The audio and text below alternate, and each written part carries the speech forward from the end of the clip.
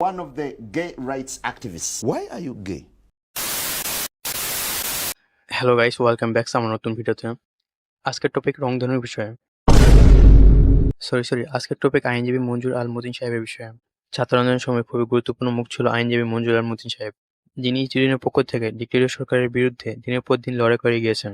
আইনি ব্যবস্থা থেকে সবাইকে সাহায্য মোটিভেশন করে গেছে। ডিক্টেটর বিরুদ্ধে কথা বলে আর স্টুডেন্টের পাশে থেকে খুব তাড়াতাড়ি সবার মনে হিরো জায়গা করে নিয়েছে। কিন্তু এরপর এনা কাজ থেকে এখন মনে হচ্ছে তো ये तो टट्टी है।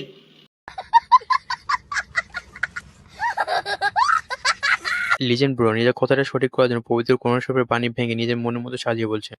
তিনি তার পোস্টে বলেছেন, এলজিবিটি বিষয়ে কথা বলা এই নয় যে কেউ ইসলাম ধর্মের পালনের অধিকার কেউ কেড়ে নিচ্ছে। বিশ্বে ইসলাম ধর্মের যেমন বহু ধারা আছে, ঠিক তেমনই আছে ওই ধর্মে বিশ্বাসীদের মধ্যে ভিন্নতা।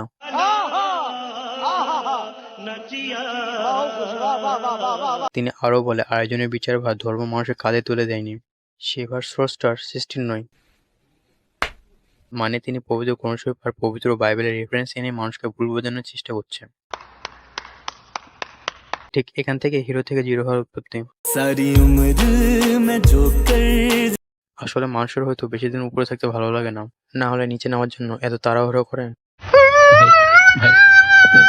মঞ্জুর আল মতিন সাহেবের কথা মতো তো চুরি ডাকাতি করা তো ডাকাত চোরদের নিজেদের পেশা, তাদের অধিকার। মতিন সাহেবের মতে এদের অধিকার, তারা চুরি বা ডাকাতি করলে ওদের বাধা দিয়ে ওদের অধিকার নিতে পারবো না।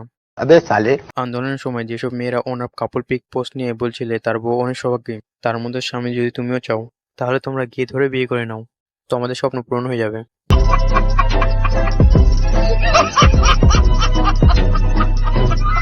যেখানে বাংলাদেশ সংবিধানে এসব নিয়ে নিষেধ করা আছে, ওখানে একজন আইনজীবী হয়ে এসব নিয়ে কথা হবে বলে কিভাবে?